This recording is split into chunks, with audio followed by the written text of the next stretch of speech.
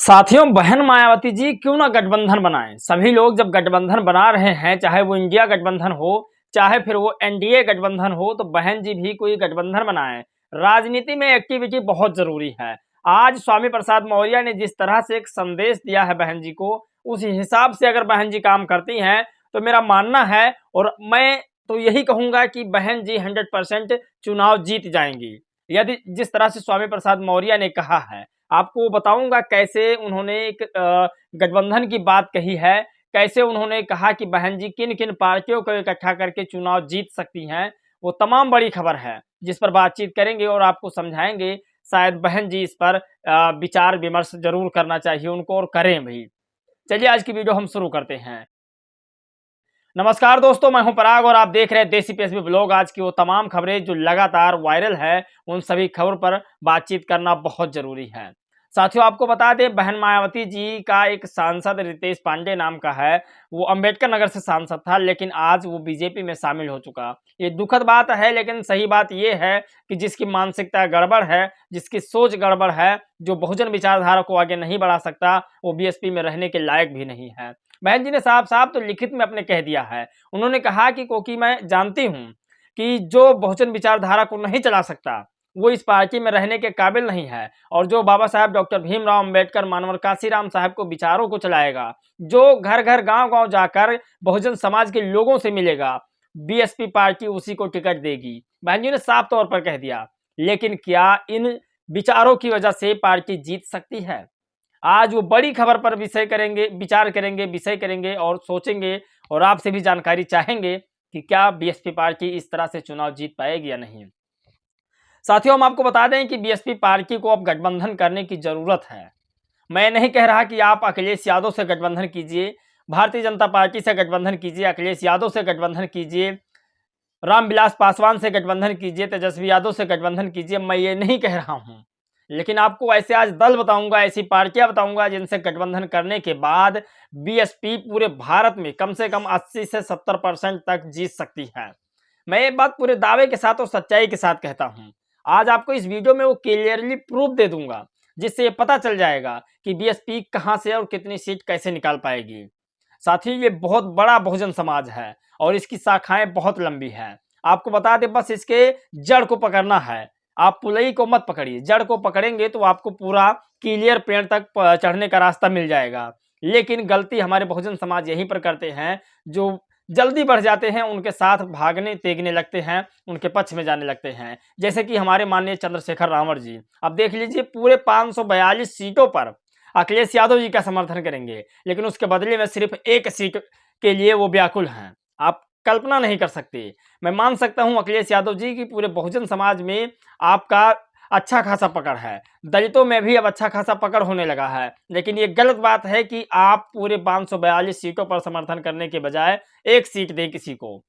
अखिलेश यादव जी को चाहिए था कि कम से कम 2-4 सीट या 5 सीट देना चाहिए, लेकिन गलती अखिलेश यादव की भी नहीं है। जो हमारे नेता ऐसे बिक जाते हैं, तो गलती किसी और नेता की हम क्यों दें। बहन जी ने इसी बात पर कहा कि हम किसी का भी समर्थन करेंगे नहीं, समर्थन उसका लेंगे। जैसे कि बीजेपी से बहन जी ने समर्थन लिया, कभी अपना समर्थन बीजेपी को नहीं दिया। इसमें फर्क है। फर्क क्या है इसमें कि समर्थन जब आप दोगे तो उसके अधीन हो जाओगे, लेकिन जब उससे समर्थन आप लोगे तो जो आपका मन कहेगा, जैसे कि अखिलेश यादव जी ने समर्थन लिया चंद्रशेखर रावण का, तो चंद्रशेखर रावण अब उनके अधीन है, जो कहेंगे वही वो करेंगे। लेकिन बीएसपी कभी भी बीजेपी का समर्थन नहीं करी है, और हमेशा बीजेपी बीएसपी का समर्थन किया है।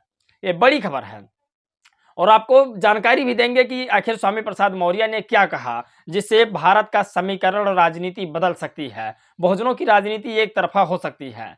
अखिलेश यादव के साथ तो बिल्कुल नहीं है स्वामी प्रसाद मौर्य, ना ही बीजेपी के साथ है। भले ही उनकी बेटी बीजेपी से सांसद क्यों ना हो, भले ही राम की जो है यात्रा, शोभा यात्रा क्यों ना निकाली जाती हो, भले ही कुछ भी क्यों ना करे, लेकिन उनकी जो विचारधारा है स्वामी प्रसाद मौर्य की, वो बौद्ध धर्म के अलावा किसी धर्म पर नहीं टिकती है। बड़ी खबर भी आज आपको बताएंगे, जिससे साबित हो जाएगा कि बहन जी चुनाव कैसे जीत पाएंगी। साथियों, मेरे पास एक ट्वीट है स्वामी प्रसाद मौर्य का, और उसके बाद भी ये बताएंगे कि आखिर मनजीत सिंह नौटियाल, जो भीम आर्मी जय भीम संगठन के राष्ट्रीय अध्यक्ष हैं, पहले आपको यहाँ पर क्लियर कर दें कि मनजीत सिंह नौटियाल हो या चंद्रशेखर रावण हो, दो और लोग हैं जैसे विनय रतन सिंह जी हैं, एक जन का मुझे नाम याद नहीं, माफ़ कीजिएगा, लेकिन वो 4 लोगों ने भीम आर्मी की शुरुआत की थी। लेकिन मनजीत सिंह नौटियाल उन्होंने कहा कि मैं अपनी पुरानी पार्टी बसपा में ही रहूँगा, चाहे कुछ भी क्यों ना हो जाए। उन्होंने कहा कि जो भी बहन जी का निर्देश आदेश होगा उस पर मैं काम करूँगा। ठीक बहन जी ने वैसे ही कहा कि जो बहुजन मूवमेंट को आगे चलाएगा इस बार टिकट उसको मिलेगा, जो बहुजन समाज के साथ गद्दारी नहीं करेगा टिकट उसको मिलेगा। और ठीक वही काम मनजीत सिंह नौटियाल कर रहे हैं। स्वामी प्रसाद मौर्य ने ट्वीट किया, वो क्या ट्वीट है आपको बताते हैं। स्वामी प्रसाद मौर्य ने कहा कि अब बहन जी को जरूरत आन पड़ी है कि अब गठबंधन करें, और गठबंधन कौन कौन सी पार्टी से करना है ये खास मुद्दा है। इस पर खास निर्णय बहन जी को लेना चाहिए, क्योंकि आप बीजेपी से गठबंधन करती हैं तो भी आपको शायद उतना असर फर्क नहीं पड़ने वाला, सपा से करेंगी तब भी ऐसा कुछ नहीं होगा। लेकिन ऐसी कौन सी पार्टी है जिसपे बहन जी गठबंधन करें तो पूरे लोकसभा 542 सीटों में लगभग 350 सीटें लगभग निकाल सकती हैं बहन जी। ये पूरे दावा और होशो हवा से मैं कह रहा हूं। अब आप लोग कुछ यहाँ पर हंसते होंगे, कुछ लोग जो मनुवादी व्यवस्था के हैं, आपको बता दूं कैसे बहन जी सीटें निकाल सकती हैं। ध्यान दीजिएगा, बिहार में तेजस्वी यादव की लहर है, उत्तर प्रदेश में गठबंधन अखिलेश यादव की लहर चल रही है, फिर भी बीजेपी कह रही है मैं 400 के पार जा रही हूं। बीजेपी को डर सता रहा है, ये सच्चाई है, लेकिन फिर भी डर सता रहा है, लेकिन फिर भी चिल्ला रही है, एक माहौल बना रही है। मैं आपको बता दूं बहन जी 100% निकाल सकती हैं। किन किन पार्टियों से गठबंधन करने पर बहन जी को पूर्ण बहुमत की सरकार बना सकती हैं, बताता हूं। वामन मेश्राम, चंद्रशेखर आजाद, ओम प्रकाश राजभर, असादुद्दीन ओवैसी, पल्लवी पटेल, बाबू सिंह कुशवाहा, अगर इन सबका एक ही लक्ष्य है तो माननीय सुश्री मायावती जी इन्हें साथ में लाने का प्रयास क्यों नहीं करती। बहन जी के एक आह्वान पर ये सब भराभर कर बसपा के साथ जाएंगे। सोचिए, स्वामी प्रसाद मौर्य ने जिस नामों को लिया वो एक आवाज में बहन जी के सब बसपा में शामिल हो सकते हैं। बहन जी के बातों को सब लोग जानते हैं। स्वामी प्रसाद मौर्य भले ही आज कई पार्टियों के भिन्न भिन्न होने के बाद अपनी खुद की पार्टी बनाई हो, लेकिन उन्हें पता है जो बहन जी करती हैं वही कहती हैं, और उन्हें पता है कि बहन जी की क्या विचारधारा है। इसीलिए उन्होंने कहा कि वामन मेश्राम, चंद्रशेखर आजाद, ओम प्रकाश राजभर, असादुद्दीन ओवैसी, पल्लवी पटेल, बाबू सिंह कुशवाहा, इन सब का एक ही लक्ष्य है बीजेपी को हराना। तो बहन जी इनका क्यों नहीं साथ में लेकर एक नए गठबंधन का निर्माण करती हैं। और यकीन माने इन लोगों का जब गठबंधन होगा तो एक माहौल अलग हो जाएगा। देश में लगभग 25 से 30% मुस्लिम समुदाय की आबादी है, और जिस दिन असादुद्दीन ओवैसी साहब उत्तर प्रदेश या भारत की राजनीति में एक्टिव हो गए पूरी तरह से, यकीन मानिए मुस्लिम समुदाय के लोग एक भी अखिलेश यादव को वोट नहीं देंगे।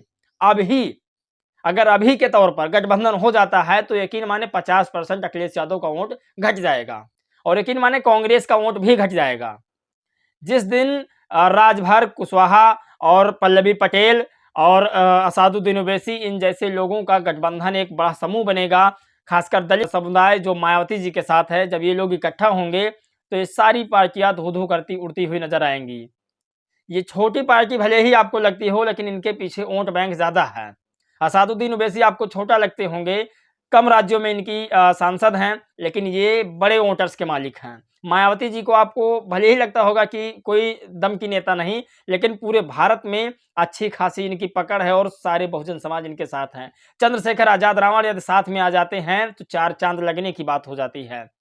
वैसे तमाम छोटे बड़े संगठन बहन जी के तो साथ है ही हैं, लेकिन इन तमाम संगठनों को पल्लवी पटेल, सोचिए पूरा कुर्मी समाज बहन जी के साथ हो जाएगा, और इस गठबंधन को एक नया रूप दें बहन जी, और आगे इस चुनाव में प्रयोग करें। आप लोग की क्या राय है, इस पे क्या प्रतिक्रिया है, ये जानना बहुत जरूरी है। दोस्तों इस वीडियो में बस इतना ही, मिलेंगे एक और खबर एक नई राजनीतिक मुद्दे के साथ। तब तक के लिए जय भीम, नमो बुद्धाय।